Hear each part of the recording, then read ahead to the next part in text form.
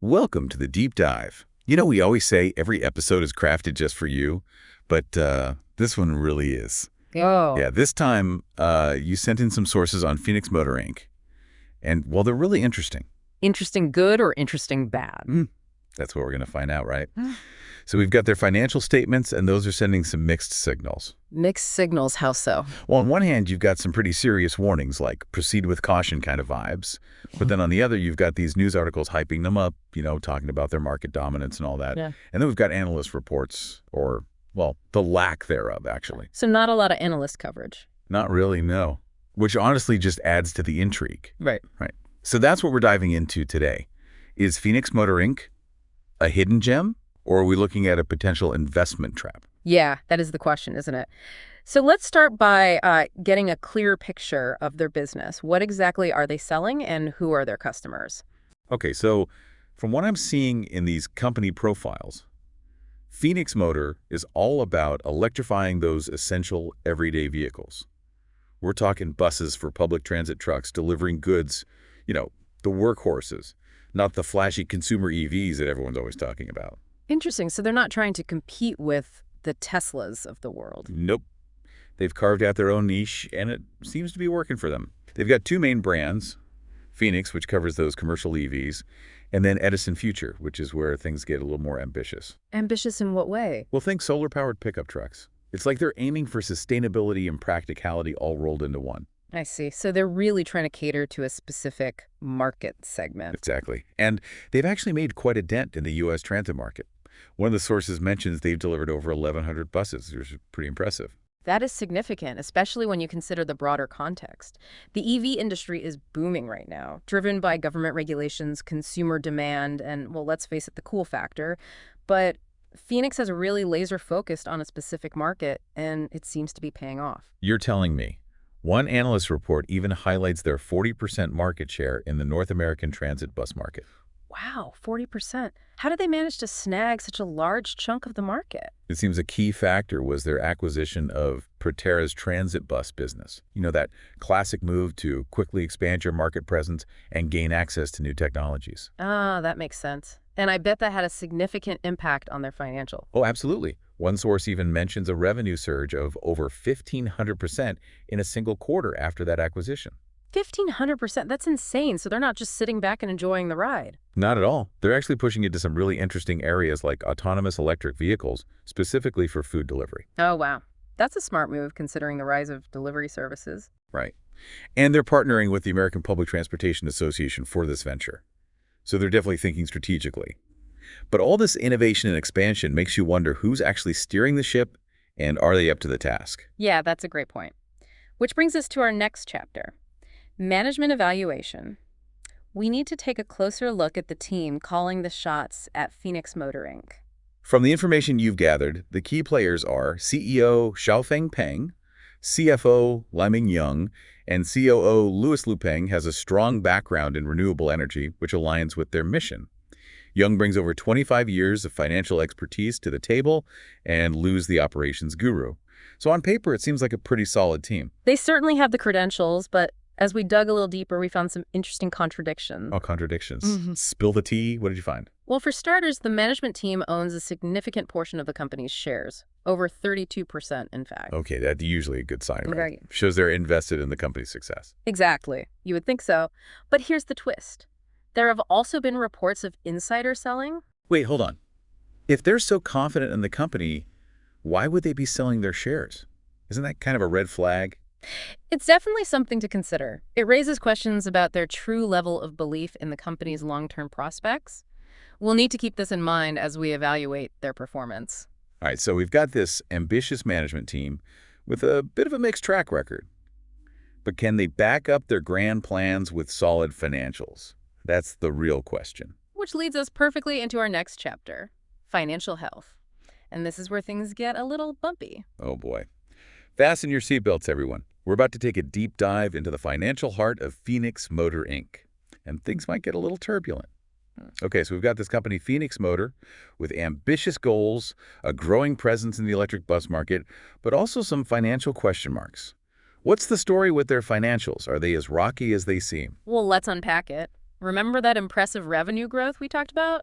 Yeah, turns out there's a flip side to that coin. There's always a flip side, isn't there? So what's the catch? The catch is that they're struggling to turn that top-line growth into actual profit. We're seeing a classic case of a company expanding rapidly but not quite figuring out how to make money while doing it. The classic growth versus profitability dilemma. So what's the main culprit here? What's holding them back? Well, one of the sources points to their weak liquidity position. Yeah. Basically, they're low on cash reserves, which can be a real problem for a company trying to scale up and navigate a market as dynamic as the EV space. It's like trying to run a marathon without enough water, right? You might have the energy and the drive, but eventually you're going to hit a wall. Exactly. And to make matters worse, Phoenix is carrying a significant debt burden. It's like running that marathon with a weighted vest on top of being dehydrated. So not only are they low on cash, they're also drowning in debt. Yikes.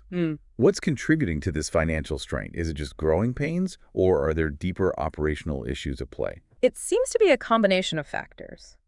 The sources mention supply chain disruptions, which have been plaguing a lot of industries lately.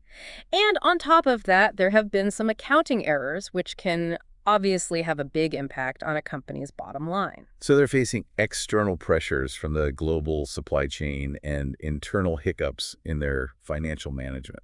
It's a double whammy. It really is.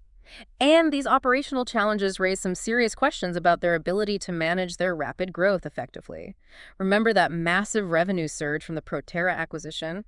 Well, it seems like they might be having some trouble integrating that new business smoothly, which could be contributing to their financial woes. It's like trying to fit a square peg into a round hole, right? Yeah. You can force it, but it's not going to be pretty. Exactly. And it's something potential investors need to consider very carefully. Can Phoenix Motor Inc.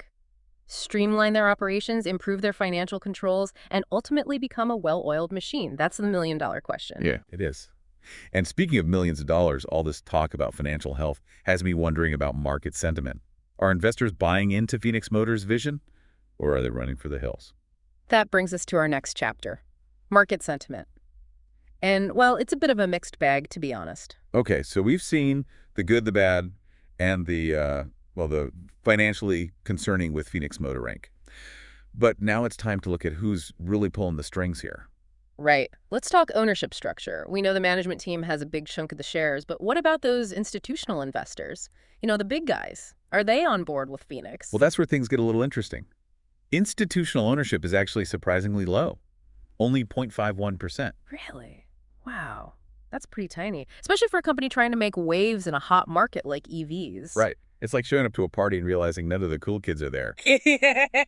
Makes you wonder what they know that we don't. Exactly, and it creates this weird contrast. On one hand, you've got the management team super enthusiastic with their own skin in the game, but on the other, you've got these big investors staying away, almost like they're not convinced. Okay, so that's definitely something to keep in mind.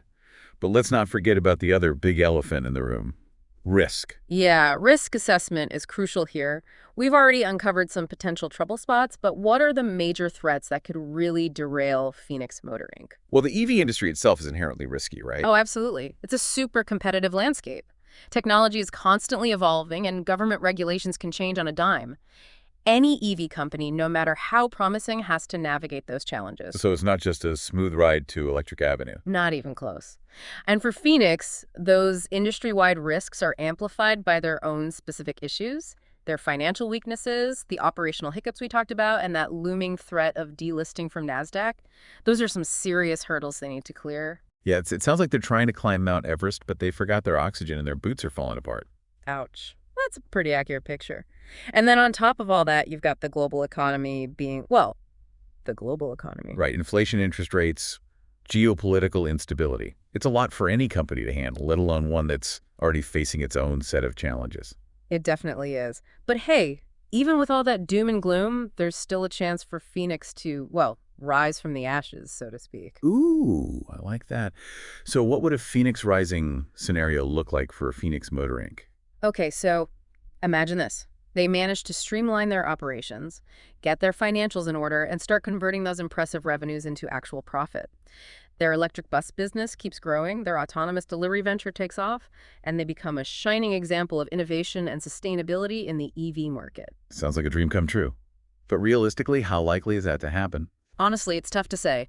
There are valid arguments on both sides. They have the potential to be a real player in the EV market, but the road ahead is definitely going to be bumpy. So it really comes down to this. Is Phoenix Motor Inc. a soaring phoenix or a falling star? We've given you the pieces of the puzzle. Now it's up to you to Yeah, decide. exactly. Do your own research.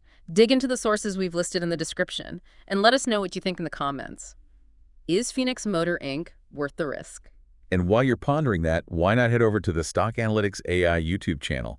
We've got tons of videos and market updates to help you become a financial detective. Just remember, the information we've shared here is for educational purposes only. It's not investment advice.